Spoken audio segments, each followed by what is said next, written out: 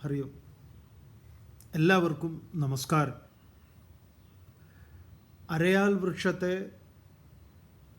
ബ്രഹ്മത്തിൻ്റെ അല്ലെങ്കിൽ ഈശ്വരൻ്റെ ഒരു അടയാളമായി, ആത്മാവിൻ്റെ ബ്രഹ്മത്തെ ലക്ഷണം പറയുന്ന സമയത്ത് അല്ലെങ്കിൽ ഒരു ദൃഷ്ടാന്തമായി അവതരിപ്പിച്ചു. അപ്പോൾ ഒരു സംശയം ചോദ്യരൂപത്തിൽ വന്നിട്ടുള്ളത്, അതുപോലെ നമ്മൾ മനസ്സിലാക്കേണ്ടുന്ന ഇതേപോലെ സർവ്വസാധാരണമായിട്ടുള്ള തത്വങ്ങളെ എന്തെങ്കിലും ഉണ്ടെങ്കിൽ, പ്രധാനപ്പെട്ടതുണ്ടെങ്കിൽ ഒന്ന് ഓർമ്മിപ്പിക്കണം എന്ന് പറഞ്ഞിരിക്കുക. വളരെ നല്ലൊരു കാര്യമാണ് ആവശ്യപ്പെട്ടിട്ടുള്ളത്. തീർച്ചയായിട്ടും നിങ്ങൾക്ക് ഈ ഒരു രൂപം ഇതറിയാം, ഇത് വളരെ പ്രസിദ്ധമായിട്ടുള്ളതാണ്. ഇതിനെ നമ്മൾ സാധാരണ മഹാവിഷ്ണുവാണ് എങ്കിലും നമ്മൾ ഗുരുവായൂരപ്പൻ എന്ന് പറഞ്ഞ് ഗുരുവായൂരപ്പൻ്റെ ഫോട്ടോ എന്ന് പറയും. ഗുരുവായൂരപ്പൻ്റെ ചിത്രം, ശംഖ്, ചക്രം, ഗദ, പത്മം, അതുപോലെ കിരീടം, ശ്രീവത്സം, കൗസ്തുഭം, മഞ്ഞപ്പട്ട്, പൂണുനൂല്, ഇതെല്ലാം പ്രതിനിധാനം ചെയ്യുന്നതാണ്. ഇതെല്ലാം സിംബോളിസമാണ്. നിങ്ങൾ ഇതേതായാലും ചോദിച്ചത് നന്നായി. നിങ്ങൾ നിങ്ങളുടെ വീട്ടിൻ്റെ അടുത്തുള്ള, അല്ലെങ്കിൽ നിങ്ങൾ എത്രയോ ഭാഗവതം കേട്ടിട്ടുള്ളതല്ലേ, നിങ്ങൾ വീട്ടിൻ്റെ അടുത്തുള്ള ശാന്തിക്കാരോട്, ശാന്തിയോ അത് മേൽശാന്തിയോ കീഴ്ശാന്തിയോ ഇവൻ തന്ത്രിയോട് ചോദിക്കൂ, ഇതൊക്കെ എന്താണെന്ന്, ഈ രൂപങ്ങളുടെ താല്പര്യം എന്താണ് ഈ കൗസ്തുഭം എന്ന് പറഞ്ഞാൽ, എന്താ ശ്രീവത്സം എന്ന് പറഞ്ഞാൽ, എന്താണ് ശംഖ്, ചക്രം, ഗദ, പത്മം, എന്താണ് ഈ പൂണുനൂല്, എന്താണ് ഈ കിരീടം. നിങ്ങൾ നിങ്ങളുടെ വീട്ടിൻ്റെ അടുത്തുള്ള നിങ്ങൾക്ക് പരിചയമുള്ള തന്ത്രിയോടോ മേൽശാന്തിയോടോ കീഴ്ശാന്തിയോടോ ചോദിക്കൂ.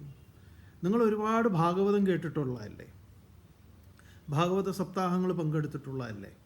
അവിടെ ഏറ്റവും കൂടുതൽ കൃഷ്ണൻ്റെ ഈ ഗുരുവായൂരപ്പൻ്റെ പൂജയാണല്ലോ നടക്കുന്നത്. നിങ്ങളോടിത് കൃത്യമായിട്ട് പറഞ്ഞു തന്നിട്ടുണ്ടോ ആരെങ്കിലും? ഇപ്പം ഇത് നിങ്ങളോട് പറയുമ്പോൾ നമ്മളെപ്പോഴും ആവർത്തിച്ച് പറയാൻ ആഗ്രഹിക്കുന്ന ഒരു കാര്യം, ഇതെന്തോ സന്ദീപാനന്ദഗിരി വലിയ കേമനെന്നും ബാക്കിയുള്ളവരൊക്കെ മോശക്കാരാണ് എന്നോ അങ്ങനെ ഒരു വാദം നമുക്കില്ല. ചുരുക്കി പറഞ്ഞാൽ നിങ്ങളൊന്ന് ഇത് അന്വേഷിക്കുക. അതല്ല നിങ്ങൾക്ക് ആ കൃത്യമായ ഉത്തരം ഈ പറഞ്ഞതുപോലെ തന്ത്രി പറഞ്ഞു തരുന്നു, മേൽശാന്തി പറഞ്ഞു തരുന്നു, കീഴ്ശാന്തി പറഞ്ഞു തരുന്നു, ഇതേപോലെ നിങ്ങൾക്ക് തന്നെ ഇത് കേട്ടിട്ടുണ്ട് എങ്കിൽ വളരെ നല്ലത്. സർവ്വസാധാരണമായിട്ട് എല്ലാവർക്കും അറിയുന്നതാണ് ഇതെങ്കിൽ വളരെ നല്ലത്. ഇങ്ങനെ ചോദിക്കേണ്ട കാര്യമില്ല, പറയേണ്ട കാര്യമില്ല. മറിച്ച് നിങ്ങളൊന്ന് അന്വേഷിക്കൂ. ഏതായാലും നമ്മുടെ കണ്ടുപിടുത്തമാണോ എന്ന് ചോദിച്ചു കഴിഞ്ഞാൽ ചിലപ്പോൾ അങ്ങനെയാണെന്നൊക്കെ പറയേണ്ടി വരും. എന്തായാലും ഇത് എവിടെ കണ്ടുപിടിച്ചു എന്ന് വെച്ചാൽ ശ്രീമദ് ഭാഗവതത്തിൽ 12 സ്കന്ധം, 12ാമത്തെ സ്കന്ധം, അതിൻ്റെ അവസാന സ്കന്ധം. 12 സ്കന്ധങ്ങളാണല്ലോ. അതിൽ ഈ 12ത്തിൽ 12ാമത്തെ സ്കന്ധത്തിൽ 11ാമത്തെ അധ്യായത്തിൽ 10 മുതൽ 15 വരെയുള്ള ശ്ലോകങ്ങൾ ഈ തത്വചിന്തയാണ്. ഈ രൂപം എന്താണ് എന്ന് പറയുന്നതാണ്. ഏത്? ഈ കാണുന്ന രൂപം. അപ്പോൾ ഈ കാണുന്ന രൂപം സിംബോളിസമാണ്. ഇന്നലെ പറഞ്ഞുവല്ലോ, ഊർധ്വമൂലോ അവാക്ഷാക, തലകീഴായിട്ടുള്ളൊരു അരയാൽ വൃക്ഷം. നമുക്കതിനെ ഇതുപോലെ ഉപാസിക്കാവുന്നതാണ്, തെറ്റൊന്നുമല്ല. ഇതും അങ്ങനെ ഉപാസിക്കുന്ന ഒരു രൂപമാണ്. പക്ഷേ ഇതിലെ തത്വങ്ങൾ നമുക്ക് പിടികിട്ടുന്നില്ലെങ്കിൽ പിന്നെ ഒരു ഡയറക്ഷൻ, ഇന്നടത്തേക്ക് ഇത്ര കിലോമീറ്റർ റൈറ്റ് ലെഫ്റ്റും ഒക്കെ ഉണ്ട്. റൈറ്റിലേക്കാണ് നമുക്ക് പോകേണ്ട സ്ഥലം, പക്ഷേ റൈറ്റിലേക്കല്ല നമ്മൾ പോകുന്നത്, ലെഫ്റ്റിലേക്കാണെങ്കിൽ എത്ര കിലോമീറ്റർ പോയിട്ട് എന്താ കാര്യം? അപ്പോൾ കൗസ്തുഭം എന്താണ്, ശ്രീവത്സം എന്താണ്, വനമാല എന്താണ്, ശംഖ് എന്താണ്, ചക്രം എന്താണ്, ഗദ എന്താണ്, പൂണുനൂൽ എന്താണ്, മഞ്ഞപ്പട്ട് എന്താണ്, കിരീടം എന്താണ് എന്നറിയണ്ടേ? അതോ ഇതൊക്കെ ഇങ്ങനെയൊക്കെയാണോ? അപ്പം നിങ്ങളെ ഇപ്പോൾ ഈ പറഞ്ഞതുപോലെ തന്ത്രിയെ പിടിച്ച് പോലീസ് ജയിലിലാക്കി, അല്ലെങ്കിൽ മേശാന്തിയെ ജയിലിലാക്കി, അതുകൊണ്ട് നിങ്ങളുടെ വിശ്വാസത്തിന്, ഭക്തന്മാരുടെ വിശ്വാസം ഹനിക്കപ്പെടുന്നത് എങ്ങനെയാണ്? ഈ അറിവ് നിങ്ങൾക്കില്ലാത്തിടത്തോളം കാലം ഇത്തരം എന്ത് കാര്യത്തിലും നിങ്ങളുടെ വിശ്വാസം ഹനിക്കപ്പെടും. എളുപ്പമാണ് നിങ്ങളെ ട്രാപ്പിലാക്കാൻ. അതുകൊണ്ട് മറിച്ച് ഇതൊന്ന് ശ്രദ്ധിക്കൂ. ഒരിക്കൽ കൂടി പറയട്ടെ, വീട്ടിൽ ഭാഗവതം ഉണ്ടെങ്കിൽ തുറന്നു വെച്ചോളൂ. ഏതാണ്? അവസാനത്തെ സ്കന്ധം, ഒടുക്കത്തെ സ്കന്ധം, 12 സ്കന്ധം, 12-ാമത്തത്. അതിലെത്രാമത്തെ അധ്യായം? 11-ാമത്തെ അധ്യായം. എത്ര ശ്ലോകസംഖ്യ? 10 മുതൽ 15 വരെ. ഇതിൽ കൂടുതൽ എന്താ വേണ്ടത്? തെളിവ് ഇത്രയും പറഞ്ഞാൽ പോരെ? നോക്കൂ, അതിലെന്താ പറയണത്? കൗസ്തുഭവ്യപതേശേന സ്വാത്മജ്യോതിർഭിഭർത്യജ തത്പ്രഭാവ്യാപിനി സാക്ഷാത് ശ്രീവത്സമുരസാ വിഭൂം സ്വമായാം വനമാലാഖ്യാം നാനാഗുണമയീം ദദത് വാസശ്ചന്ദോമയം പീതം ബ്രഹ്മസൂത്രം ത്രിവൃത്സ്വരം ബിഭർത്തി സാങ്ക്യം യോഗം ച ദേവോ മകരകുണ്ടലേ മൗലിം പദം പാരമേഷ്ട്യം സർവലോകാഭയങ്കരം ഓജസ്സഹബലയുധം മുഖ്യതത്വം ഗദാം ദദത് അപാം തത്വം ധരവരം തേജസ്തത്വം സുദർശനം. ഇതാണ് ഇതിൽ നമുക്ക് പ്രധാനമായിട്ട് കാണേണ്ടത്. നമ്മളതിൽ വിട്ടുപോയി. 2 മകരകുണ്ടലങ്ങൾ കാതിൽ. എന്താണിതൊക്കെ? ഇവിടെ പറയുന്നു, കൗസ്തുഭ വ്യപദേശേന, കൗസ്തുഭം കൊണ്ട് വ്യപദേശിക്കുന്നത്, സ്വാത്മജ്യോതിർബിഭർത്യജ, അജ ജനിക്കാത്ത, എന്താണോ കഠോപനിഷത്തിൽ നമ്മൾ കണ്ടത്, ആ ജനിക്കാത്ത ആ ബ്രഹ്മത്തെ, സത്യത്തിൻ്റെ ആ ജ്യോതിസാണ്. തസ്യ ഭാസ സർവമിതം വിഭാതി ന തത്ര സൂര്യോപാധി ന ചന്ദ്രതാരകം എന്ന് എന്തിനെയാണോ പറഞ്ഞത്, അതിനെയാണ് കൗസ്തുഭം എന്നതുകൊണ്ട് വ്യപദേശിക്കുന്നത്. അല്ലാതെ ഗുരുവായൂരിലെ ഒരു ഹോട്ടലല്ല കൗസ്തുഭം. ഞാൻ പോയാൽ കൗസ്തുഭത്തിലാണ് താമസിക്കുക, അവിടെ കിട്ടിയിട്ടില്ലെങ്കിൽ ഞാൻ ശ്രീവത്സത്ത് താമസിക്കും, അതല്ലെങ്കിൽ പാഞ്ചജന്യത്ത് താമസിക്കും. ഇങ്ങനെ കുറച്ച് കാലക്രമേണ ഇത് ആരെങ്കിലുമൊക്കെ ചോദിച്ചു കഴിഞ്ഞാൽ ഇനി അങ്ങനെ പറയും, ഗുരുവായൂരുള്ള ഹോട്ടലാണ്, പണ്ട് അവിടെ കൃഷ്ണൻ താമസിച്ചിട്ടുണ്ട് എന്നൊക്കെ അടിച്ചിറക്കിയാലും വിശ്വസിക്കും ആളുകൾ. ആ ഗതിയിലായിട്ടുണ്ട് നമ്മുടെ സനാതന ധർമ്മത്തിൻ്റെ പോക്ക്. അത്രയും ആഭാസത്തരങ്ങളൊക്കെയാണ് എന്താ പറയുക, ഇതിൻ്റെ സനാതന ധർമ്മം എന്ന് പ്രചരിപ്പിക്കുന്ന ഒരു വലിയ വിഭാഗം ഇവിടെ ഉണ്ട്. അതിൻ്റെ ഇടയിലാണ് നമ്മളിത് നിങ്ങളോട് പറയുന്നത്. വീണ്ടും ഒരിക്കൽ കൂടി പറയട്ടെ, നിങ്ങൾക്കിത് മറ്റതൊക്കെ മാറ്റിവെച്ച് കേൾക്കാമെങ്കിൽ നിങ്ങളെ ഈ ശാസ്ത്രം അനുഗ്രഹിക്കും. അതല്ല, നിങ്ങളുടെ രാഷ്ട്രീയവും നിങ്ങളുടെ കുറച്ച് ചിന്തകളും എല്ലാം കൂടി ഇതിൻ്റെ വഴിക്ക് അങ്ങോട്ട് പോവുക എന്ന് പറഞ്ഞു കഴിഞ്ഞാൽ കുറച്ച് ബുദ്ധിമുട്ടാണ്. അതുകൊണ്ട് സാധാരണ നിങ്ങൾ ആ വഴിക്ക് പോകുന്നതാണ് നല്ലത്. ഇത് നമ്മൾ ഒരു കലർപ്പും ഇല്ലാതെ നിങ്ങളോട് പറയുക. വേറെ ഒരു താല്പര്യവും നമുക്കിപ്പോൾ തൽക്കാലത്തിലില്ല. നമുക്ക് രാഷ്ട്രീയ നിലപാടും കാര്യങ്ങളൊക്കെ ഉണ്ടായിരിക്കാം, അത് ഇതിലേക്ക് വലിച്ചഴക്കുന്നില്ല. അതിൻ്റെ ആവശ്യമില്ല. ഇത് പറയാൻ എന്തിനാ ഒരു രാഷ്ട്രീയം? അതുകൊണ്ട് എന്താണ്, കൗസ്തുഭം എന്നത് വ്യപദേശിക്കുന്നത് ജനിക്കാത്ത ആ ബ്രഹ്മത്തിൻ്റെ, സത്യത്തിൻ്റെ സ്വാത്മജ്യോതി, അതിൻ്റെ ആ ജ്യോതിസിനെയാകുന്നു. അപ്പോൾ അതിൻ്റെ റെപ്രസെൻറ്റേഷനാണ് കൗസ്തുഭം എന്ന് പറഞ്ഞാൽ എന്താ? കഴുത്തിലിരിക്കുന്ന മാല. കൗസ്തുഭ വ്യപദേശേന സ്വാത്മജ്യോതിർ ബിഭർത്യജ തത്പ്രഭാവ്യാഭിനി സാക്ഷാത് ശ്രീവത്സമുരസാ വിഭു. ശ്രീവത്സം എന്ന് പറയുന്ന 2ാമത്തെ മാല മറുകായിട്ടൊക്കെ അടയാളപ്പെടുത്തിയിട്ടുണ്ട്. എന്തായാലും അതൊരു മാലയായിട്ട് ഇതിൽ കാണും. ശ്രീവത്സം എന്താണ്? അതിൻ്റെ പ്രഭയാണ്. അപ്പോൾ അതിൻ്റെ പ്രഭ എന്ന് പറയുന്നത് ഇവിടെ നമ്മൾ എന്താ മനസ്സിലാക്കേണ്ടത്? അതിൻ്റെ റിഫ്ലക്ഷനാണ്. അപ്പോൾ ഒന്ന് കാരണമാണെങ്കിൽ മറ്റൊന്ന് കാര്യമാണ്. അപ്പോൾ പ്രപഞ്ചം ആയി ആവിർഭവിച്ചിരിക്കുന്ന അപ്പോൾ ആ കാര്യകാരണ സംബന്ധമാണ് എന്താണ്? കൗസ്തുഭവും ശ്രീവത്സവും. തത്പ്രഭാവ വ്യാപിനി സാക്ഷാത് ശ്രീവത്സമുരസാ വിഭു. അപ്പോൾ ശ്രീവത്സം അതാണ്. സ്വമായാം വനമാലാഖ്യാം നാനാഗുണമയീം ദദത്. അപ്പോൾ വനമാല എന്താണ്? വനമാല സ്വമായാം, മായ തന്നെയാണ്. എന്താ ഈ മായയിലുള്ളത്? നാമങ്ങൾ, രൂപങ്ങൾ. ഈ വിശ്വമായി പ്രകടമായിരിക്കുന്ന പല രൂപത്തിലും ഭാവത്തിലുമായി കാണുന്ന ഈ പ്രപഞ്ചത്തെ തന്നെയാണ് വനമാല പ്രതിനിധാനം ചെയ്യുന്നത്. സ്വമായാം വനമാലാഖ്യാം നാനാഗുണമയീം ദദത്. വാസശ്ചന്തോമയം പീതം. വേദം തന്നെയാണ് ഭഗവാന്റെ ഈ പീതവസ്ത്രം എന്ന് പറയുന്ന മഞ്ഞപ്പട്ട്. ബ്രഹ്മസൂത്രം ത്രിവൃത്സ്വരം, ബ്രഹ്മസൂത്രമാകുന്നു എന്ത് ത്രിവൃത്സ്വരം എന്നും കൂടെ ചേർത്ത് പറഞ്ഞിട്ടുണ്ട്. ഈ ചരട് പൂണുനൂൽ, 3 നൂലുകളുണ്ട് അതിൽ. അകാര ഉകാരം അകാരം ഓം എന്നതാണ്. ഈ 3 നൂല്, ഈ 3 പ്രണവത്തെ പിരിച്ചു കഴിഞ്ഞാൽ കിട്ടുന്നത് എന്തോ ആ ഉ മ. അതാണ് ഈ 3 നൂലുകൾ.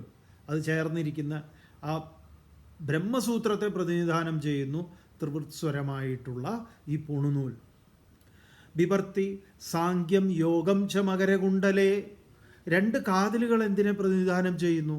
ഒന്ന് സാങ്ക്യത്തെയും ഒന്ന് യോഗത്തെയും. സാങ്ക്യം എന്ന് പറഞ്ഞു കഴിഞ്ഞാൽ ഈ പറഞ്ഞ പരമമായ ജ്ഞാനത്തെ, തത്വത്തെ അതുപോലെ അവതരിപ്പിക്കുന്നതാണ്. യോഗം എന്ന് പറഞ്ഞാലോ അതിലേക്ക് എത്തിച്ചേരാനുള്ള, ആ സത്യത്തെ സാക്ഷാത്കരിക്കാനുള്ള പ്രായോഗികമായ അനുഷ്ഠാന പദ്ധതികളൊക്കെ ഉൾപ്പെടുന്നതാണ് യോഗം. അതിൽ മുഖ്യമായിട്ട് നമ്മൾ കരുതി പോരുന്ന ഒന്നാണ് അഷ്ടാംഗയോഗം.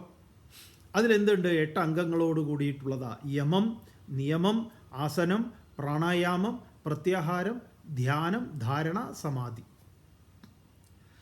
ഈ 8 എണ്ണാകുന്നു ഒരു കാതിൽ. ഒരു കാതിലോ സാങ്ക്യം എന്ന് പറയുന്നതാണ്. വിവർത്തി സാങ്ക്യം യോഗം ച ദേവോ മകരകുണ്ടലേ. മൗലിം പദം പാരമേഷ്ട്യം സർവലോകാഭയങ്കരം. സർവലോകത്തിനും അഭയമേകുന്ന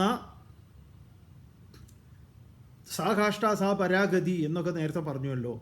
ആ യദ്ഗത്വ ന നിവർത്തന്തേ തദ്ധാമ പരമം മമ എന്ന് പറഞ്ഞതാണ് ആ കിരീടം എന്ന് പറയുക. ധർമ്മജ്ഞാനാദിഭിർയുക്തം സത്വം പത്മം ഇഹ ഉച്യതേ. ധർമ്മത്തെയും ജ്ഞാനത്തെയും ചേർത്തുകൊണ്ടുള്ളതിൻ്റെ റെപ്രസെൻറ്റേഷൻ ആകുന്നു പത്മം എന്നത്, താമര എന്നത്. ഓജസ്സഹ ബലയുതം മുഖ്യതത്വം ഗതാം ദദത്. ഓജസ്, ബലം ഇതൊക്കെ ചേർന്നിട്ടുള്ളതാണ് മുഖ്യതത്വമായിട്ടുള്ള ഗത പ്രതിനിധാനം ചെയ്യുന്നത്. അപാം തത്വം ധരവരം, ജലതത്വത്തെ പ്രതിനിധാനം ചെയ്യുന്നു ശംഖ്. അപ്പം ശംഖ്, ചക്രം എന്താണ്? തേജസ് തത്വം സുദർശനം. സുദർശനം തേജസ്സിനെ പ്രതിനിധാനം ചെയ്യുന്നു. സുഷ്ടും ഇതി ദർശനം. അപ്പോൾ ഈ കാണുന്ന രൂപം ഇതെല്ലാം സിംബോളിസമാണ്. അപ്പോൾ ഈ കാണുന്ന രൂപം കാണുന്ന സമയത്ത് നമ്മൾ ഈ പഠിച്ചിട്ടുള്ളതെല്ലാം തന്നെ ഈ ശ്ലോകത്തിലൊക്കെ, ഈ മന്ത്രത്തിലൊക്കെ ഇരിക്കുന്നതിന് ഒരു ചിത്രം വരച്ചു കഴിഞ്ഞാൽ എങ്ങനെ ഉണ്ടാവുമെന്ന് ചോദിച്ചാൽ ഈ ചിത്രം. ഇനി ഇങ്ങനെ ഒരു ചിത്രം മാത്രമാണോ? ഗീതോപദേശം എന്ന് നമ്മൾ പറയുന്ന ആ ചിത്രവും ഇത് തന്നെയാണ്.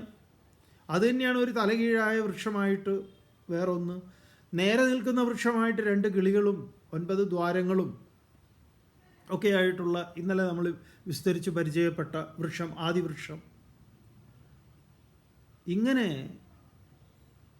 എണ്ണിയാലൊടുങ്ങാത്ത വ്യത്യസ്തങ്ങളായിട്ടുള്ള ഈ ഉപമകളെ കൊണ്ടും ദൃഷ്ടാന്തങ്ങളെ കൊണ്ടും നമ്മളെ ഈ തത്വം നമുക്ക് എളുപ്പത്തിൽ ബോധിക്കാൻ വേണ്ടിയിട്ടാണ് ഇതൊക്കെ നമ്മുടെ മുന്നിലേക്ക് തന്നിട്ടുള്ളത്. ഇപ്പോൾ വൈഫൈക്ക് ഒരു ചിഹ്നം ഉണ്ടല്ലോ. ഒരിക്കലും ഒരു കുട്ടി ശിവക്ഷേത്രത്തിൽ തൊഴുന്ന സമയത്ത് അവിടെ ഈ ശിവൻ്റെ നെറ്റിയിൽ, ശിവലിംഗത്തിൽ കാണാമല്ലോ, അത് വൈഫൈ ചിഹ്നം പോലെ ഇവൻ കണ്ടത്.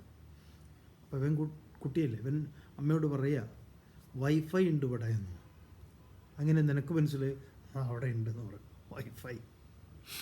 അപ്പോൾ അവരെങ്ങനെയാണ് കാണുന്നത്? പെട്ടെന്ന് അവർക്ക് കണക്ട് ചെയ്യുന്നത് ഈ വൈഫൈ ചിഹ്നം പോലെ ഉണ്ടല്ലോ ഇത് എന്നാണ്. അപ്പോൾ ഈ 3 ഭസ്മക്കുറി തൊട്ടതുപോലെയുള്ള ഈ വര,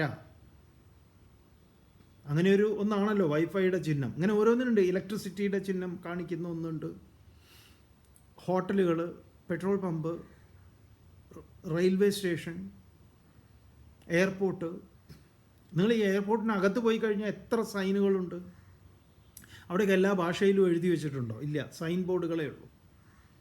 കാരണം ഭാഷ എല്ലാവർക്കും എല്ലാ ഭാഷയും അറിയണമെന്നില്ല. അതുകൊണ്ട് ഇംഗ്ലീഷ് മാത്രം എഴുതിയുകൊണ്ട് കാര്യമില്ല. അവിടെ സൈൻ ബോർഡുകളേ ഉണ്ടാവുള്ളൂ. വാഷ്റൂം ആണെങ്കിൽ അത് ജെൻസ്, ലേഡീസ്, അതുപോലെ ഫാമിലി, അതുപോലെ ഭക്ഷണം കഴിക്കാനുള്ള സ്ഥലം, ഡ്രിങ്കിങ് വാട്ടർ, കസ്റ്റംസ്, ഇങ്ങനെ തുടങ്ങി ഗേറ്റ് തുടങ്ങി സകലതിനും എന്താണ് ഓരോരോ സിമ്പലുകളാണ്. ഈ സിമ്പൽ കാണുമ്പോൾ നമുക്കറിയാം ഇത് ഇന്നതാണ്. അതേപോലെ ഇതൊരു സിമ്പലാണ്. ഈ സിമ്പൽ കാണുമ്പോൾ നിങ്ങൾക്ക് മനസ്സിലാവണം ഇത് ഇന്നതാണ്. നിങ്ങൾ ഈ സിമ്പലിനോട് എത്ര കാലം എങ്ങനെയൊക്കെ പ്രാർത്ഥന നടത്തിയാലും അതൊക്കെ അതിലൂടെ നടന്നു കിട്ടും എന്ന് കരുതുന്നത് നിങ്ങളുടെ ഒരു വിശ്വാസമാണ്. അതിനെക്കുറിച്ച് ഇതിൽ പറയുന്നില്ല. നമ്മുടെ ധർമ്മശാസ്ത്രങ്ങളിൽ നിങ്ങൾ ഇങ്ങനെ എന്തെങ്കിലുമൊക്കെ ചെയ്താൽ നിങ്ങൾക്ക് ഇങ്ങനെ കിട്ടും എന്ന് പറയുന്നത് അത് തട്ടിപ്പ് തന്നെയാണ്. തട്ടിപ്പല്ലാതെ പിന്നെ അതിന് ഉടായ്പ് എന്ന് നമുക്ക് പറയാൻ പറ്റുമോ? അത് ഉടായ്പുമാണ്. അതിനേറിയ പറയാൻ പറ്റുന്ന ഒരു സമാന ശബ്ദം അത് മാത്രമാണ്. അതുകൊണ്ട് നിങ്ങളോട് ഇത് പറയുമ്പം നമ്മളോട് ദേഷ്യം പിടിക്കുന്നത്, അങ്ങനെ ദേഷ്യം ഉണ്ടെങ്കിൽ ആ ദേഷ്യം നിങ്ങൾ ഈ ധർമ്മശാസ്ത്രത്തോട് കാണിക്കുന്ന അനീതിയാണ്. നിങ്ങൾക്ക് വേണമെങ്കിൽ ദേഷ്യമൊക്കെ പിടിക്കാം. എന്തിനാണ് നിങ്ങൾ നമ്മളോട് ദേഷ്യം പിടിക്കുന്നത്? നിങ്ങൾക്ക് ഈ സത്യം പറഞ്ഞു തരുന്നു എന്നുള്ളത് കൊണ്ട്, ആ കാരണം കൊണ്ടായിരിക്കണം. അല്ലാതെ നിങ്ങളെ വേറൊരു തരത്തിൽ മിസ്ലീഡ് ചെയ്യുന്നത് നമ്മുടെ ജോലിയല്ല. നമ്മുടെ ജോലി നിങ്ങളെ കരുത്തുറ്റരാക്കുക. ഇതൊക്കെയാണ് നിങ്ങൾ പഠിക്കേണ്ടത്. ഇത് ഇന്നതാണ് എന്ന് മനസ്സിലാക്കുക. അതുകൊണ്ടാണ് നമ്മൾ പറഞ്ഞത്, നിങ്ങൾക്ക് പരിചയമുള്ള ഈ മേൽശാന്തി, കീഴ്ശാന്തി, തന്ത്രി ഇത്യാദി ആളുകളോട് നിങ്ങൾ ചോദിക്കും. കാരണം ഇത് കുറേയൊക്കെ നമ്മൾ പരാജയപ്പെട്ടതായി കാര്യത്തിൽ അങ്ങനെ.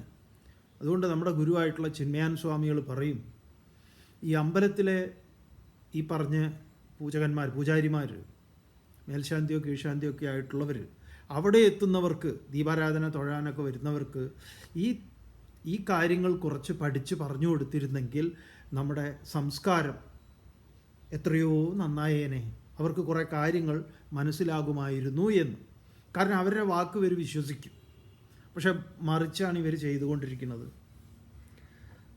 ചിന്മയാൻ സ്വാമികൾ വളരെ ശക്തമായ ഭാഷയിൽ പറയുന്നു. ഇനി പോട്ടെ, ഈ ക്ഷേത്ര സംരക്ഷണ സമിതി തന്നെ പുറത്തിറക്കിയിട്ടുള്ള ഒരു പുസ്തകമുണ്ട്. ആ പുസ്തകത്തിൻ്റെ പേര് ക്ഷേത്ര ചൈതന്യ രഹസ്യം എന്നാണ്. ഈ ക്ഷേത്ര ചൈതന്യ രഹസ്യം എന്ന മാധവജി എഴുതിയിട്ടുള്ള പുസ്തകമാണ്. വലിയ ഗവേഷണമൊക്കെയാണ് അദ്ദേഹത്തിൻ്റെ. ഗുരുവായൂർ വെച്ച് ഇവരെ എല്ലാവരെയും കൂടെ കൂട്ടിയിട്ടുള്ള ഒരു തന്ത്രിയോഗം, അങ്ങനെ എന്തോ ഒരു വലിയൊരു പരിപാടി നടത്തിയിരുന്നു. അതിൽ പറഞ്ഞിട്ടുള്ളത് മുഴുവൻ എന്താണെന്നറിയോ? ഈ പൂജാരിമാർക്ക് ഇതുമായിട്ട് ഒരു ബന്ധവുമില്ല. അവരൊരു തൊഴിൽ മാത്രമായിട്ട് അവർ ഇതിനെ സ്വീകരിച്ചിരിക്കുന്നു. ഇതിന് ആഗമാനന്ദ സ്വാമികൾ പറയുന്നതിനെയൊക്കെ കോട്ട് ചെയ്യുന്നുണ്ട്. ആഗമാനന്ദ സ്വാമികൾ പറയും, ഇതാണ് നീരിത കല്ലേ, പൂവിത കാറ്റേ, ചോറിത കാക്കേ, ഞാനിത പോണേ. ഇതാണ് ഒരു പൂജാരി ഈ പ്രപഞ്ചത്തിൻ്റെ മുഴുവൻ ആധാരഭൂതമായിട്ടുള്ളതിനെ ശിലയിൽ ആവാഹിച്ച് കൽപ്പിച്ചിരിക്കുന്നു എന്ന അറിവ് തനിക്കോ ഇല്ല.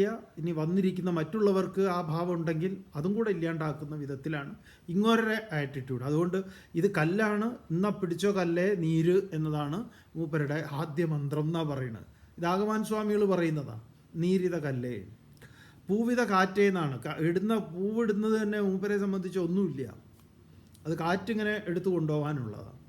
ചോറിത കാക്കേ, അവിടെ ബലി തൂകുന്ന ചോറ് കാക്കയ്ക്കുള്ളതാണ്. ചോറിത കാക്കേ, ഞാനിത പോണേ, ഇതാണത്ര മന്ത്രം. അതുകൊണ്ട് നമ്മൾ ഇവരൊന്നും ശരിയല്ല, ഇവരൊക്കെ അങ്ങനെയാണ് ഇങ്ങനെയാണെന്നൊന്നും പറയാൻ നമ്മൾ ആളല്ല. പക്ഷേ എല്ലാവർക്കും ഉത്തരവാദിത്വമുണ്ട്. ഇനി ഒന്നെങ്കിലും ചെയ്യാം, ഈ സത്യം പറഞ്ഞു കൊടുക്കുന്നവരെ തെറി വിളിക്കാനും അവർക്കെതിരെ ആക്രോശിക്കാനും നിൽക്കുന്നതെങ്കിലും കുറയ്ക്കാലോ. അതെങ്കിലും നിങ്ങൾക്ക് ചെയ്യാമല്ലോ. അതിന് കൂട്ട് നിൽക്കണ്ടല്ലോ. അപ്പോൾ സനാതനധർമ്മത്തിൻ്റെ അടിസ്ഥാന പ്രമാണങ്ങളാണിത് നമ്മളീ പറഞ്ഞുകൊണ്ടിരിക്കുന്നത്. അതിലെന്തെങ്കിലും നിങ്ങൾക്ക് കൂടുതൽ അങ്ങനെയല്ല എന്ന് പറയാനുണ്ടെങ്കിൽ നിങ്ങൾക്ക് ബോധിപ്പിക്കാം. നമ്മളെ ഇന്നടുത്തുണ്ട്, അതൊക്കെ ഒന്ന് മനസ്സിലാക്കാൻ ശ്രമിക്കുക. അല്ലെങ്കിൽ അതെന്താണ് ഇതെന്താണെന്നൊക്കെ ചോദിക്കാം. അതുകൊണ്ട് നമ്മൾ നിങ്ങളുടെ മുൻപാകെ വയ്ക്കുന്നത് ശാസ്ത്രഗ്രന്ഥങ്ങളുടെ പ്രമാണങ്ങളെയാണ്. ആ പ്രമാണങ്ങളിൽ നിന്ന് നിങ്ങൾക്ക് നേരിട്ട് ഇതിനെ മനസ്സിലാക്കാം. എന്നിട്ട് നിങ്ങൾക്ക് എന്താവാം? സ്വതന്ത്രരാവാം. മറ്റത് ഈ പറയുന്നതെല്ലാം തന്നെ ഒരു പ്രമാണവുമില്ലാത്ത അന്ധവിശ്വാസങ്ങളാകുന്ന ജൽപ്പനങ്ങൾ മാത്രമാണ്.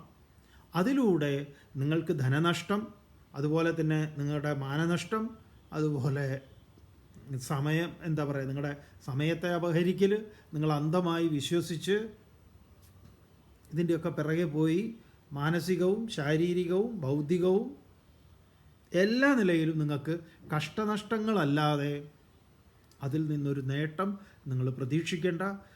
മറിച്ച് ഇതിൻ്റെയൊക്കെ ശരിയായ താത്പര്യം നമ്മിലെ ബോധേശ്വരനെ അറിയുക, അതിലൂടെ ശാന്തവും സമാധാനവുമായിട്ടുള്ള ഒരു ജീവിതത്തെ നമുക്ക് മുന്നോട്ട് നയിക്കാനും നമ്മളെ ചുറ്റിപ്പറ്റി നിൽക്കുന്നവർക്കും അതിൻ്റെ ശാന്തിയും സമാധാനവും കിട്ടും. ഇതാണ് അതിൻ്റെ ഒരു ഏറ്റവും പരമമായിട്ടുള്ള ഒന്ന്. മറ്റുള്ളവരെ ഏതെങ്കിലും വിധത്തിൽ ഭയപ്പെടുത്തി അവരെ ഇമോഷണലായിട്ട് ബ്ലാക്ക്മെയിൽ ചെയ്യുന്ന ഏർപ്പാടുകളൊന്നും തന്നെ ഇതിലില്ല. തുടർന്നു, നസന്ദൃശേ തിഷ്ടതി രൂപമസ്യ, 9ാമത്തെ മന്ത്രം. ന ചക്ഷുഷാ പശ്യതി കശ്ചനൈനം ഹൃദാ മനീഷാ മനസാഭിക്ലുപ്തോ യ ഏതത് വിദുരമൃതാസ്തേ ഭവന്തി യഥാ പഞ്ചാവതിഷ്ഠന്തേ ജ്ഞാനാനി മനസാ സഹ ബുദ്ധിശ്ച ന വിചേഷ്ടതി തമാഹു പരമാം ഗതിം. 2 മന്ത്രങ്ങൾ ചേർന്നിട്ടാണ് നിൽക്കുന്നത്. ഏറെക്കുറെ ഉപദേശങ്ങൾ ഇവിടെ സംഗ്രഹിക്കപ്പെട്ട് കഴിഞ്ഞു. മുൻപ് പറഞ്ഞ ആശയങ്ങളെ വീണ്ടും ഒന്നുകൂടെ ആവർത്തിക്കുന്നു. എന്താണ്? സന്ദൃശേ ന തിഷ്ഠതി അസ്യ രൂപം കശ്ചന ഏനം ചക്ഷുഷ ന പശ്യതി. അസ്യ രൂപം, അസ്യ പുരുഷസ്യ രൂപം. നീ ചോദിച്ചില്ലേ, ആ പുരുഷൻ്റെ, ബ്രഹ്മത്തിൻ്റെ, സത്യത്തിൻ്റെ, ഈശ്വരൻ്റെ രൂപം സന്ദൃശേ ന തിഷ്ഠതി. ഒരു സമ്യക്കാകും വിധത്തിലുള്ള ഒരു ദർശനത്തിന്, ഇന്ദ്രിയങ്ങൾക്ക് ഏതെങ്കിലും വിധത്തിൽ വിഷയീഭവിക്കുന്നതിന് അത് ന തിഷ്ഠതി, ഹേതുവല്ല, അങ്ങനെ സംഭാവ്യമല്ല. കശ്ചന ഏനം ചക്ഷുഷ ന പശ്യതി. ഒന്നുകൂടെ ആവർത്തിക്കുന്നു, കശ്ചന, ഒരുവനാലും, ചക്ഷുഷ ഏനം ന പശ്യതി, കണ്ണുകൊണ്ട് ഇതിനെ കാണുക എന്നത് സാധ്യമല്ല. അപ്പോൾ അവർ കണ്ടു, ഇവർ കണ്ടു, ഇന്നടുത്ത് കണ്ടു എന്നൊക്കെ കണ്ടതോ, അതൊക്കെ അവർ കണ്ടതൊക്കെ അവരുടെ മാനസിക വിഭ്രാന്തിയാണ്. അപ്പോൾ ഇതൊക്കെ പഠിച്ചു കഴിഞ്ഞാൽ നമ്മളീ പോയി ട്രാപ്പിൽ പോയി വീഴാത്തത്. നമ്മൾ വീണ്ടും വീണ്ടും പറയുന്നു പലപ്പോഴും, ഈ ഗുരുവായൂരിൽ അത് കണ്ടു ഇത് കണ്ടു എന്ന് പറയാറുണ്ട്. ഈ തിരക്ക് നിൽക്കുന്ന ആ ഗുരുവായൂർ ഏകാദശിക്ക് ഞാൻ തൊഴാൻ പോയപ്പം, എന്താ അമ്മ ഇവിടെ നിൽക്കുന്നതെന്ന് പറഞ്ഞ ഒരു ചെറിയ കുട്ടി പിടിച്ചു വലിച്ച് എന്നെ നടയിൽ കൊണ്ടുപോയി നിർത്തി. കഴിഞ്ഞ് ഞാൻ അവനെ നോക്കുമ്പം കാണാനില്ല. എൻ്റെ ചെരുപ്പ് പോയപ്പോൾ ഇതാ അമ്മേ ചെരുപ്പ് എന്ന് പറഞ്ഞ് എടുത്തു തന്നു. ഇങ്ങനെ ഈ ഉണ്ണിക്കണ്ണനെ ചുറ്റിപ്പറ്റി കുറേ പേര് ഞാൻ കണ്ടു, ഞാനേ കണ്ടുള്ളൂ എന്ന് പറയുന്ന കഥയുണ്ടല്ലോ. ഇവിടെ ഇത് ബോധ്യം വന്നാൽ പിന്നെ നിങ്ങളും ആ കഥ കാണൂല. അല്ലെങ്കിൽ എന്താ അറിയോ, നിങ്ങൾക്കും തോന്നും ഞാനും കണ്ടു എന്ന് പറയാൻ. ഇനി അങ്ങനെയൊക്കെ നിങ്ങൾ ആരെങ്കിലും പണ്ട് പറഞ്ഞിട്ടുണ്ടെങ്കിൽ ആത്മാർത്ഥമായി നിങ്ങളോട് ചോദിച്ചാൽ മതി, ഞാൻ വാസ്തവത്തിൽ കണ്ടിട്ടുണ്ടോ? ഇല്ലല്ലോ. ഞാനൊരു തള്ളിയതല്ലേ? അതെ, തർക്കമില്ലാത്ത കാര്യമാണ്. നിങ്ങളുടെ തള്ളൽ തന്നെയാണത്. അല്ലെങ്കിൽ പിന്നെ ഇങ്ങനെ ആരുടെങ്കിലുമൊക്കെ കൈ വിട്ട് കുട്ടികൾ ഇഷ്ടംമാതിരി അവിടെ വരുന്നുണ്ടല്ലോ. കുട്ടികൾ അങ്ങോട്ടും അതിൽ ഇതിലൊക്കെ ഓടുന്നു. പിള്ളേർ ഒന്നാമത് ഇങ്ങനെ വാണം വിട്ട പോലെ അതിൽ ഇതിലൊക്കെ ഓടും സ്വാഭാവികമായിട്ട്. ചിലപ്പോൾ നമ്മുടെ കൈ വന്ന് അറിയാതെ പിടിച്ചിട്ടുണ്ടാവും, ഏതാ കുറച്ച് മുന്നോട്ട് പോയിട്ടുണ്ടാവും, പിന്നെ അവൻ കൈവിട്ട് ഒറ്റ നൂണ്ട് പോയിട്ടുണ്ടാവും. അതൊക്കെ ഉള്ളതായിരിക്കും. ഇങ്ങനെ ഒരു ലോജിക്കിൽ ആ ലോജിക്ക് ഉപയോഗിച്ച് ചിന്തിച്ചു കഴിഞ്ഞാൽ ഈ പ്രശ്നമൊന്നുമില്ല. ഉടനെ നമ്മൾ അവിടേക്ക് വേറെ ഇതിനെ കണക്ട് ചെയ്തു, കൂറൂരമ്മ അത് ഇത് എന്നൊക്കെ പറഞ്ഞു. അതിനൊന്നും ഉപനിഷത്ത് സമ്മതം നൽകുന്നില്ല.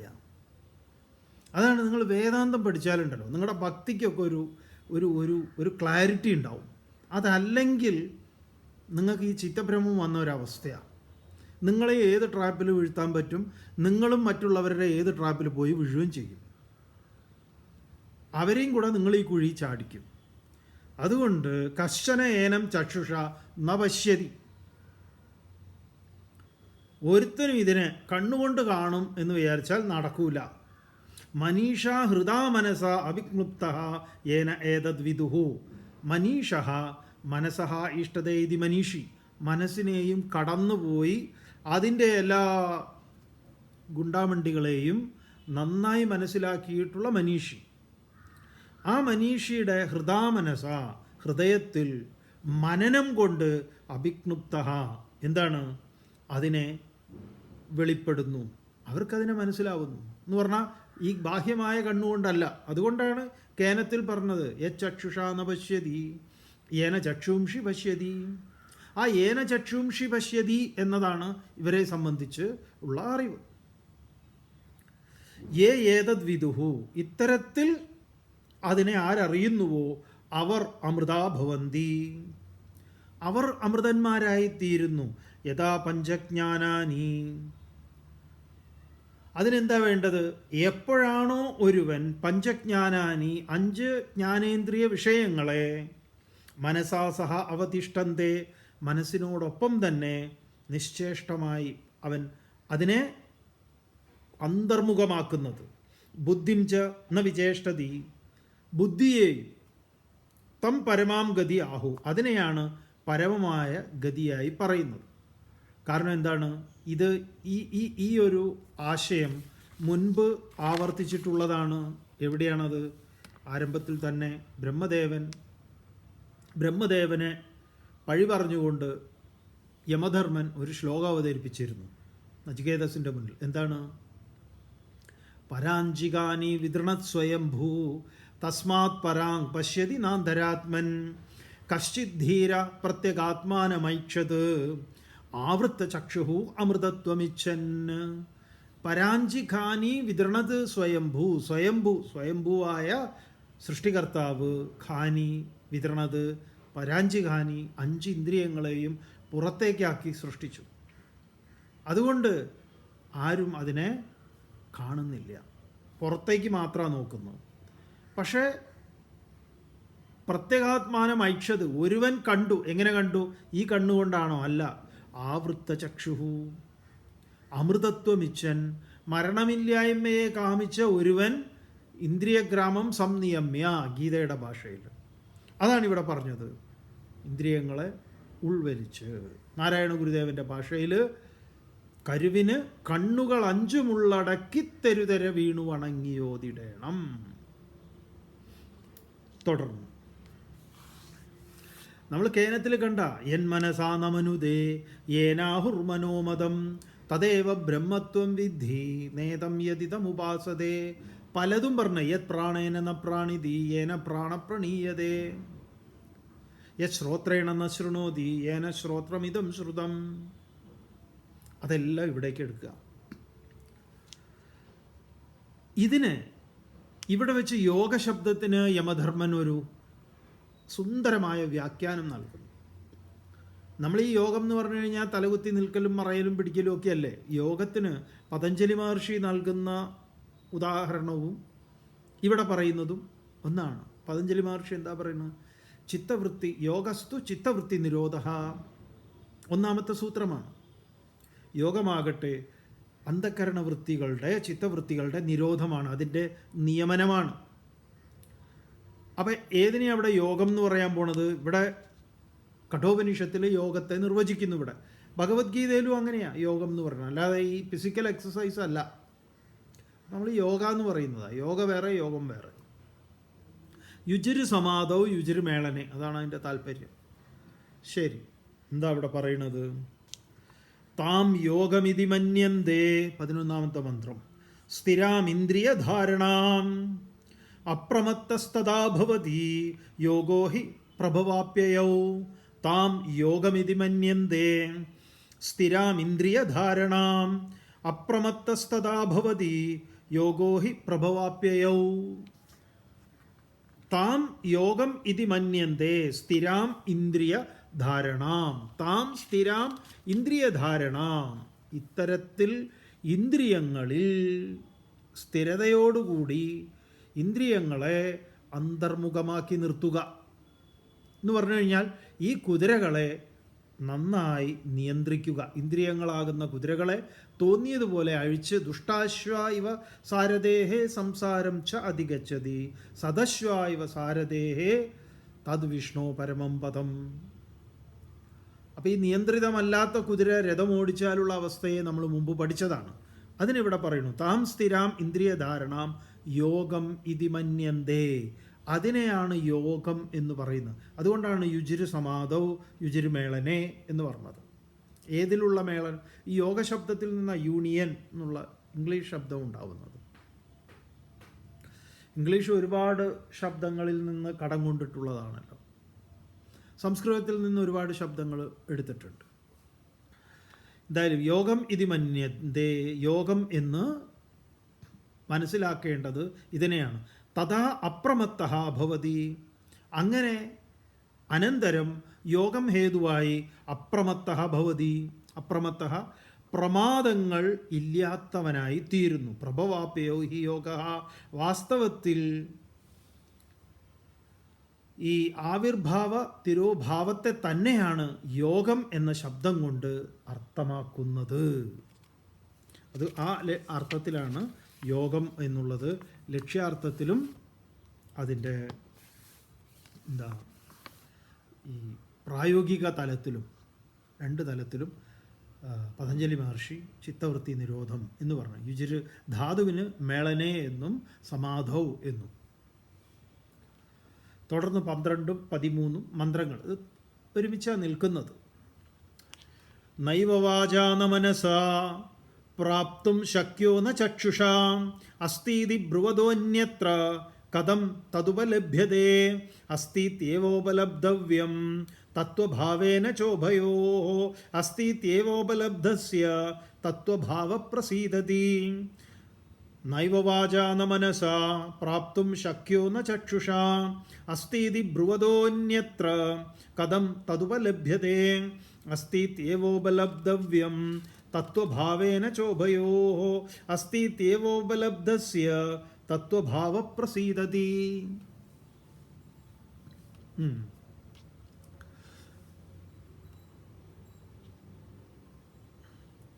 നൈവ ന ഏവ വാചാ ന മനസാ പ്രാപ്തും ശക്യഃ ന ചക്ഷുഷാ അസ്തി ഇതി ബ്രുവതഃ അന്യത്ര കഥം തത് ഉപലഭ്യതേ. എന്താ പറയണത്? വാചാ പ്രാപ്തും ന ശക്യഃ ഏവ മുമ്പ് പറയപ്പെട്ടിട്ടുള്ളതാണ്. വാക്കുകൊണ്ട് അതിനെ പ്രാപിക്കുക എന്നത് സാധ്യമല്ല. വാക്കുകൊണ്ട് വചിക്കാൻ സാധ്യമല്ല. ശങ്കരാചാര്യരുടെ ക്ഷമാപണം ഓർമ്മ വേണം. എന്താണ്?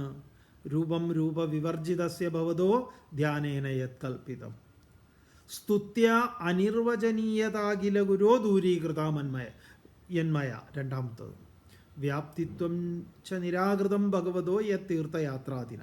3 തെറ്റുകളാണ്. ആ 3 തെറ്റുകൾക്ക് ക്ഷമാപണം പറയുന്നു. അതെന്താണ്? അറിവാണ്. ആ അറിവ് എവിടുന്നാണ്? ഇതാ ഇവിടുന്നാണ്. അപ്പോൾ ഈ കാര്യങ്ങളെല്ലാം ചെയ്യുമ്പോൾ നമ്മൾ ഇത് പറഞ്ഞേക്കണം. അല്ലെങ്കിൽ എന്താണെന്ന് പറയുക, അതിൽ പെട്ടുപോകും നമ്മൾ. അങ്ങനെ പെട്ടിട്ടുള്ളവരാണ് പറയുന്നത് ഞാൻ എന്തൊക്കെ ചെയ്തു, ഞാൻ എത്ര തീർത്ഥാടനം ചെയ്തു, അവിടെ പോയി ഇവിടെ പോയി, ഒന്നും ഞാൻ മുടക്കിയിട്ടില്ല, എന്നിട്ടും എന്തുകൊണ്ട് ഭഗവാൻ ഇങ്ങനെ ഒരു ഗതി എനിക്ക് വരുത്തി? എന്താ വരുത്തി? മകൻ 10ാം ക്ലാസ് തോറ്റതാ, അവൻ പഠിക്കാത്ത തോറ്റതാ, അല്ലെങ്കിൽ ബൈക്ക് ആക്സിഡൻറ്റ്, അത് അവൻ്റെ അധിക പ്രസംഗം കൊണ്ട്. വേറെ ആർക്കെങ്കിലും എന്തെങ്കിലും അസുഖം, ശരീരത്തിന് അസുഖമൊക്കെ ഉണ്ടാവും. ഇങ്ങനത്തെ ഈ ലൊട്ടിലൊടുക്ക് കാര്യങ്ങൾക്കാണ് നമ്മൾ ഈ ഭഗവാനെ കുറ്റം പറയുന്നത്. നിങ്ങൾ ഈ ചെയ്യുന്ന എവിടെയെങ്കിലുമൊക്കെ പോയി, അമ്പലത്തിൽ പോയി, അത് പോയി ഇത് പോയത് കൊണ്ടൊക്കെ ഇതില്ലാണ്ടാവുമെന്നാണോ കരുതിയത്? അങ്ങനെ കരുതിയെങ്കിൽ നിങ്ങളോട് ഇതൊക്കെ പറഞ്ഞു തന്ന, നേരത്തെ നമ്മൾ പറഞ്ഞുവല്ലോ, ഈ ആൾക്കാരാണ് ഇതൊക്കെ പറഞ്ഞു തരുന്നത്. അവരിതൊക്കെ പറഞ്ഞാൽ നിങ്ങളെ പേടിപ്പിക്കുന്നത്. ഒരു ഇമോഷണൽ ബ്ലാക്ക് മെയിലിങ്ങിലാണ് ഈ ഭക്തി പ്രസ്ഥാനം മുഴുവൻ നിലകൊള്ളുന്നത് തന്നെ. ഈ ഉപനിഷത്ത് പഠിച്ച് ആ ജ്ഞാനം കിട്ടിക്കഴിഞ്ഞാലുണ്ടല്ലോ എന്തൊരു സ്വസ്ഥതയും സമാധാനവും കിട്ടുമെന്നറിയാം നമുക്ക് നമ്മുടെ ജീവിതത്തിൽ. ഒന്നിനോട് നിങ്ങൾ എതിരൊന്നും ആവില്ല. നിങ്ങൾക്ക് നാളെ അമ്പലത്തിലും പോവാം, എല്ലാം ചെയ്യാം. പക്ഷേ ഈ ട്രാപ്പിൽ പോയി വീഴില്ല. അതൊരു വലിയ ഗുണമാണ്. കാരണം ഇതിന് നമുക്കൊരു പേടിയാണ്. ഓരോരുത്തരും ഓരോന്നും കൊണ്ട് അപ്പോൾ കണ്ടില്ലേ ഓരോരുത്തരും അനുഭവിക്കുന്നത് വെറുതെ അനാവശ്യമായിട്ട്. വെറുതെ പോണ കട്ടിളപ്പാളി എടുത്ത് വീട്ടിൽ കൊണ്ടുവച്ച് പൂജ ചെയ്തവരും ഇപ്പം ഒരു തരത്തിലല്ലേ മറ്റൊരു തരത്തിൽ. ഇതൊക്കെ ഏണി വെച്ച് പിടിക്കുക എന്ന് പറയും. ഒക്കെ ദൂരെ നിന്ന് തൊഴുന്നതാണ് ഏറ്റവും നല്ലത്. എന്തെങ്കിലും നിങ്ങൾക്ക് കിട്ടുമോയെന്ന് ചോദിച്ചാൽ അങ്ങനെ എവിടെയെങ്കിലും ഇരുന്നിട്ട് എന്തെങ്കിലും സാക്ഷാൽ ഗുരുവായൂരപ്പൻ്റെ വിഗ്രഹം നിങ്ങളുടെ പൂജാമുറി കൊണ്ടുവച്ചാൽ എന്തെങ്കിലും വിശേഷമുണ്ടെന്ന് നിങ്ങൾക്ക് തോന്നുന്നുണ്ടോ? ഇല്ല, ഒന്നുമില്ല അത്. പക്ഷെ നമ്മുടെ മിഥ്യാധാരണയുണ്ട് എന്തൊക്കെയോ. അതെന്തുകൊണ്ടാണ്? ഈ ജ്ഞാനം നമുക്കില്ലാത്തത് കൊണ്ടാണ്. ഈ ജ്ഞാനം കിട്ടിയ നമ്മുടെ ചിന്മയാൻ സ്വാമികളുടെ ഗുരുവായിട്ടുള്ള സ്വാമി തപോവനം, ഹിമവത് വിഭൂതി സ്വാമി തപോവനം, ഗുരുവായൂരപ്പൻ ഗുരുവായൂർ എന്നൊക്കെ പറഞ്ഞാൽ സ്വാമിജിക്ക് വലിയ കാര്യമാണ്. ഗുരുവായൂർ ഓരോരുത്തർ ചന്ദനമൊക്കെ പ്രസാദം അയച്ചു കൊടുക്കും. അപ്പോൾ സ്വാമിജി ആ കവറ് തുറക്കുമ്പം ആ കളഭത്തിൻ്റെ മണമുണ്ടല്ലോ, ഗുരുവായൂർ പ്രസാദത്തിൻ്റെ കുങ്കുമമൊക്കെ ചേർത്ത് അരച്ചിട്ടുള്ള ആ ഗന്ധം, ഗുരുവായൂരപ്പൻ്റെ ഗന്ധം എന്ന് പറഞ്ഞുകൊണ്ട് സ്വാമിജി അതിനെക്കുറിച്ച് മനോഹരമായിട്ട് പറയും, എഴുതും. സ്വാമിജിയുടെ കത്തുകളുണ്ട്, അതിൽ വരുന്നുണ്ട്. അതേ സ്വാമിജിയാണ് ബദരിയുടെ മുന്നിൽ പോയി നിന്ന് അതിഗംഭീരമായ ചോദ്യം ചോദിക്കുന്നത്. ഹേ ബദരീശ, അങ്ങയുടെ ഈ സവിധത്തിലൂടെ ഒഴുകുന്ന അളകനന്ദയാണല്ലോ ഇങ്ങനെ ഒഴുകിക്കൊണ്ടിരിക്കുക. സരസ്വതി അളകനന്ദയിൽ ചേർന്ന് പിന്നെ അവിടുന്ന് അങ്ങോട്ട് ഒഴുകുന്നതാ. ചോദിക്കുക, ഹേ ബദരീശ, അങ്ങയുടെ ഈ അളകനന്ദയും അതുപോലെ സമൂഹം ദുർനടപ്പ് എന്നൊക്കെ പറയുന്ന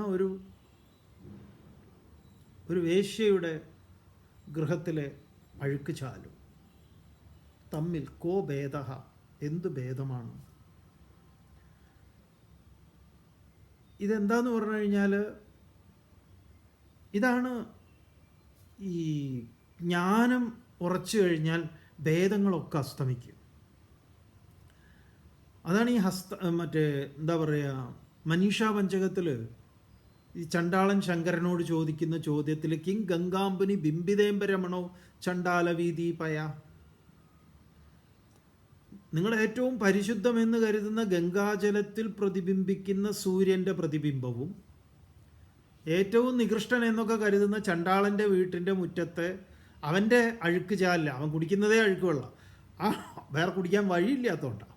ആ അഴുക്ക് ജലത്തിൽ പ്രതിബിംബിക്കുന്ന സൂര്യൻ്റെ പ്രതിബിംബവും തമ്മിൽ എന്ത് ഭേദമാണുള്ളത്? ഒന്ന് ഉത്കൃഷ്ടം, ഗംഗയിലത് ഉത്കൃഷ്ടം, ഇത് നികൃഷ്ടം എന്ന് പറയാൻ പറ്റുമോ?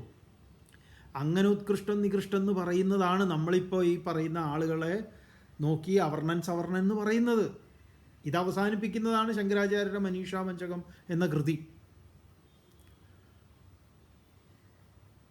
അപ്പോൾ ആ ഔന്നിത്യത്തിൽ നിന്ന് ശങ്കരാചാര്യർ എന്താണ് പറഞ്ഞത്, അതാണ് തപോവൻ സ്വാമികൾ പറയുന്നത്. അത് നമുക്ക് കിട്ടുന്നത് ഈശ്വരൻ്റെ അനുഗ്രഹമാണ്, അല്ലാതെ അത് ഈശ്വര നിന്ദയോ നിഷേധമോ അല്ല. നിങ്ങളങ്ങനെ കരുതരുത്. ഈ പറഞ്ഞ ആളുകൾ ആരെങ്കിലും ജയിലിൽ പോവുകയോ ഇനി പോകാനുണ്ടെങ്കിലോ നിങ്ങൾ അയ്യോ ഗുരുവായൂരപ്പ ഇതെന്താ ഇങ്ങനെയെന്നൊന്നും ചോദിക്കണ്ട. ഈ ഇതിൻ്റെ ഉള്ളിൽ കൊണ്ടുപോക്കി ഇവർക്ക് ഗോതമ്പുണ്ട മേടിച്ചു കൊടുക്കുന്നത് ഗുരുവായൂരപ്പനാണ് അയ്യപ്പനാണെന്ന് അറിഞ്ഞാൽ വേറൊരു കുഴപ്പമില്ല. അവിടെ നിങ്ങൾക്കൊരു അനുകമ്പയൊന്നും ആവശ്യമില്ല. സത്യമേവ ജയതേ, അത് ജയിക്കട്ടെ.